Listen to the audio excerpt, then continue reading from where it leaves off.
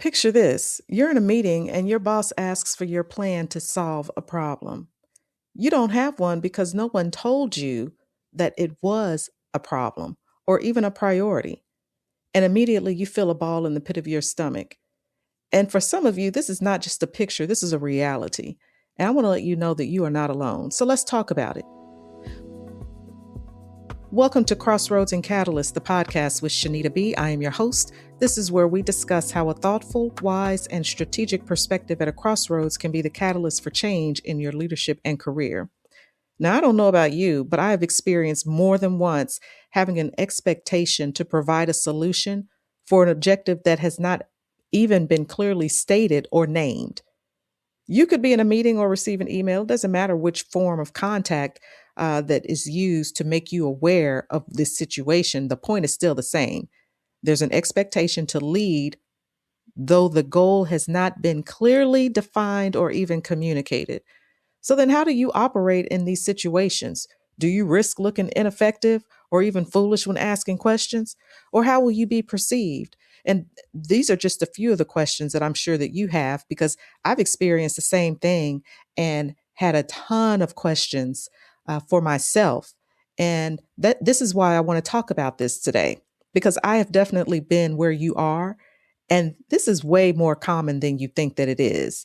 I've had several jobs where I've asked for strategic initiatives or goals only to be met with hot air. Oh, we have it. We have it. Is it documented? Yeah, we have it. Well, can I get a copy of it? Oh, yeah, I'll send it to you.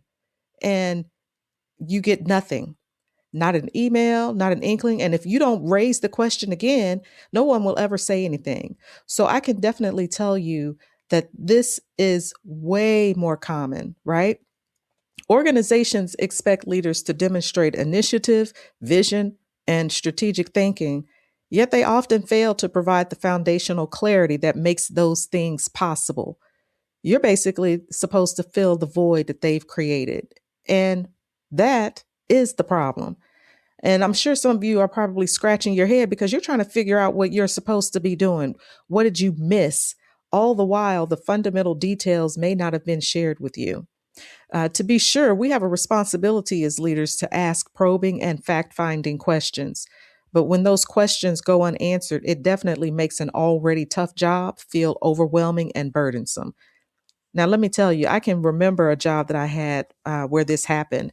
And there was a statement that was directed right at me that basically said, okay, just provide us the plan to sustain the financial health of the organization. I was like, oh, okay, well, it would probably help if I had some additional details, like answers to some of the questions that I had asked or have been asking for quite some time now. And again, therein lies the problem. And before we move forward with getting a little bit of clarity about these types of scenarios, I want to pause for a second and remind you to join other leaders like you and get the weekly insights to assist you in your leadership journey. And you could do that at crossroadsandcatalyst.com/newsletter. And the link will also be in the show notes. So getting back to our topic, why is this a problem? Well, again, employers have expectations that they have not effectively communicated. And if they have communicated anything at all, you have to figure out how to lead in these murky waters. You might not have much guidance, and that is just the fact of the matter. But really, another question is, what does this do to you? Well, for starters, it causes you to second guess yourself, as if you needed anything else to pile on to your fears and doubts. Look, you're going to question your competence and sometimes your worthiness as a result of some of this. But I want you to be aware, you are not your job. You're not defined by what you do. Your value goes beyond the deliverables that are submitted based on a PowerPoint presentation or an Excel spreadsheet or a strategic and initiative or vision. It goes beyond that. Okay. And what situations like this do to us is they cause us to question our competence and our worthiness. And I want you to be aware that this is not who you are. This is just a part of what you do. partly to hopefully find some type of satisfaction in your work, but also uh, to provide the things that you need for yourself and your family. But second, what it does is it undermines your work experience and it hinders your ability to carry out your work optimally because you'll have this cloud hanging over your head because you're still trying to figure out, well, what exactly is it that I'm supposed to do? I'm a leader and I know that I'm supposed to lead, and I'm not really getting the information that I need to really help to make me effective at my job. Third, it causes conflict between you and your leaders, you and your colleagues, and or you and your team. Now, it doesn't necessarily happen that you're going to have conflict in every one of these areas, but the more ambiguity you have, the less clear things are, the more confusion sets in. And what does that do? Well, it causes frustration and stress. And what do people do when they're frustrated and they're stressed? Well, they act out. They get short with people. They start to place blame. There are a host of things that people do as a result of it. And part of what you're supposed to do is you're supposed to help lead through the ambiguity. But it's difficult for you if you're the one who's also unclear and confused about what you're supposed to do. So ultimately, all of this is taking a psychological toll on you, and it can definitely impact your physical health. And so this is why we want to address it, because we want to get past the fog that ambiguity brings when it comes to our work, especially if you're serving as a leader. So what can you do? Well, I'm just going to give you a starting point because there's never an easy, straightforward response to situations like this because every workplace is going to be slightly different. But what you can do, one, is schedule a one on one with your boss and simply ask the questions that will give you clarity and document those things accordingly. And maybe you're asking, well, what kind of questions should I pose? Well, this is definitely going to hinder on the context, the type of job that you have. But just start with some of the basic information, especially if it's a new position and you need to understand, well, what are the goals? Well, how are we tracking these goals? What is the timeline? Is there a timeline? Have we implemented processes that were effective, but for some reason they were discontinued? Who are the stakeholders? Have you handled challenges like this in the past? And if so, what did you do in the midst of those situations? The more information, the better. Okay. The point is to ask as many questions as you think are necessary to give you the direction that you need. And, a caveat here, because you might also be thinking, well, that's easier said than done. And I don't want to appear incompetent. Well, number one, you won't. You will not appear incompetent. And number two, who are they to judge you? Your objective is to deliver good work. Okay. And the way to do that is to ask for what you need. And I get it. I get it.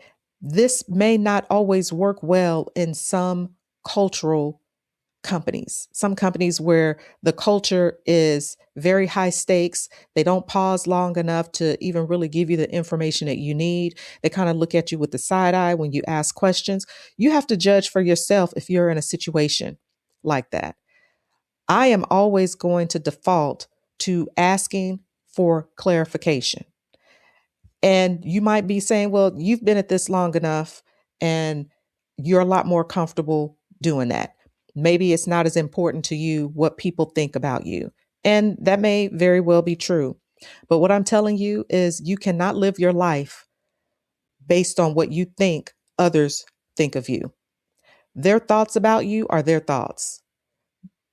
You can do nothing about that.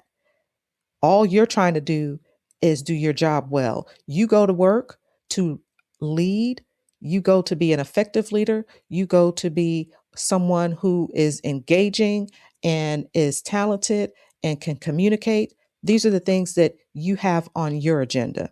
The way that you demonstrate that is by engaging people. And part of the way that you do that is asking your boss questions, and they need to give you clarification.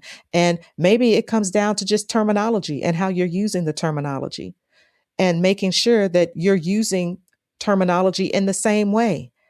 And this is definitely important if you've just recently started as a leader in a new organization, because the words do not always translate in the same way from company to company. I've learned that so many times over the years.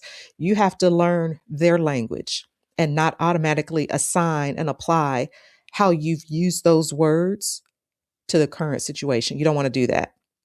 Okay. And of course, again, like I said, the caveat is, you know, what if it doesn't work? Or you're saying that, you've tried that and you still remain confused. Well, then the next step would be to proceed based on your experience. And based on your experience, this could really be that any similar scenario that you've had where the theory itself could be applied to your current situation. It does not have to be an apples to apples comparison. But if the principle is the same, then you can apply that. And what I also want you to do is to remain flexible. This is going to work in your favor, because if you're flexible and you're nimble, you'll be able to pivot much more quickly. And what exactly do I mean when I say be flexible? Well, again, it's pivoting when you need to. So when you find that you've made a decision and maybe you didn't have a lot of information to help you feel confident in making that decision, but one needed to be made anyway. Well, when you recognize that that decision is not yielding the results that you anticipated, okay, well, now it might be time to make a different decision, to make a different move. You don't want to dig your heels in, especially when you already knew that you didn't have the appropriate level of information that was necessary to make a more informed decision. As you start to make those decisions, you'll gain more information, more data to help you figure out what you need to do next. But sometimes you're just going to have to start with less than desirable amounts of information. And look, I once had a boss tell me when I asked about the expectations for my job, they said to me, well, just do what you did in your other job that was similar.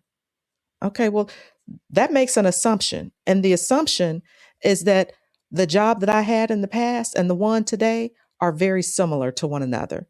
And okay, you cannot continue to make assumptions and think that it's going to always yield successful results, especially if you've recognized that there are some major differences.